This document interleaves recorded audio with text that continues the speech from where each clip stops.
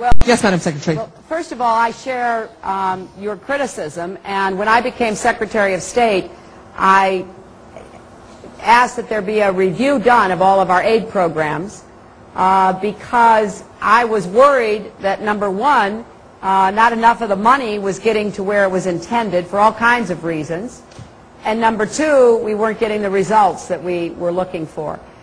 We actually stopped a lot of the aid programs until we had a chance to review them. And I am determined to take on this problem that you talked about. And I'll give you a quick example.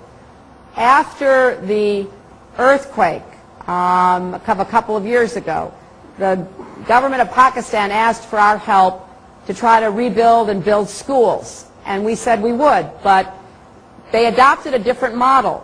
And the different model was that we wanted to hire Pakistani engineers, Pakistani architects, Pakistani contractors, and of course Pakistani workers.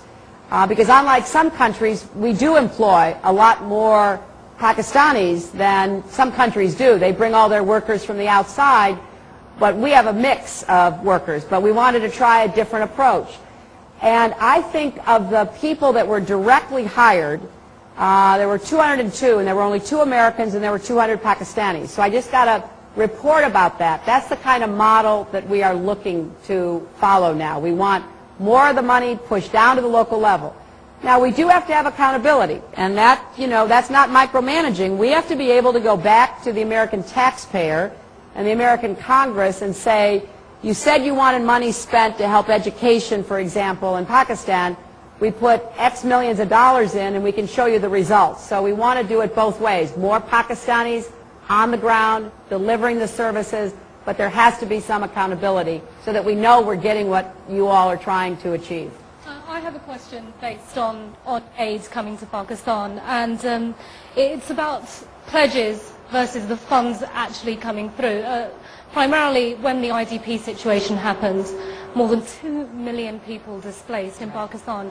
Yet I visited those camps, as many as my colleagues here did, and the people there felt that the international community had forgotten them. That we saw pledges and funds coming through to places like Darfur, but when Pakistan was suffering, people weren't listening because they felt that Pakistan had brought the terrorists upon themselves. And there are a lot of pledges that are being made, but funding is not coming through. And the same with the FODP. A lot of pledges, but money is not coming through.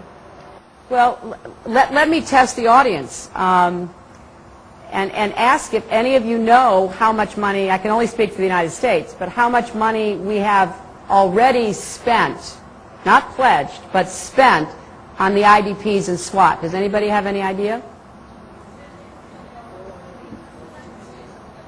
We have spent $300 million, but I bet hardly anybody knows that. And it's very frustrating for us because I agree with you, the international community has to do more, and we are pushing them to do more. At the pledging conference in Tokyo, about $5 billion was pledged, and we pledged about $1 billion, and we have already spent or contributed $400 million of that. So I hope you understand my concern that we feel like we're doing things and we're not getting through. We're not being very effective, and that's our fault. We are not communicating very effectively to the people of Pakistan. So I want to do a better job of that, and I'm not asking that people, applaud us. I just want people to know, because I want to work from a base of facts. Yeah, but in terms of the FODP, how much pressure or encouragement is the U.S. giving to the international community to follow suit? We are pushing all the time, and it's a very fair question. We're putting more money into the United Nations High Commission for Refugees for the people displaced out of South Waziristan, and we've gone to the UN and we've gone to the international community. We've said, you've got to help Pakistan because they're taking on this threat, which is a common threat, and we're going to keep pushing them until we get some more results from them. Yeah. Yes, I just wanted to ask you, when you say you're concerned about Pakistan's concerns, and you mentioned electricity being one of them, and you mentioned education being one of them, and we are also very concerned, and all Pakistanis are concerned about that. We've always had an issue with our budget, which was announced, and we always see a great amount of that going into military spending. So the main concern here is, are you addressing Pakistan's main concern, which is across the border, and by that I mean India? When you are coming here and putting checks and balances and creating this transparency and seeing it through that the money is being utilized, but you're doing it in a doubtful situation still, because you're still not sorting or accepting that Pakistan's problem with India still exists, and there's a good chance that money could go, and that it's been reported in newspapers across the globe that Pakistan uses military expenditure, the civilian aid that comes in is used for military purposes. So if you're so concerned about Pakistan's concerns, they spring from an issue which you have dismissed time and time again as mere paranoia. But even paranoids have enemies, and we have one right across the border. Regardless of what it will do or it wants to do is a different story. But it has the potential of causing great danger to Pakistan. That's a threat, and Pakistani military and Pakistani establishment believes that.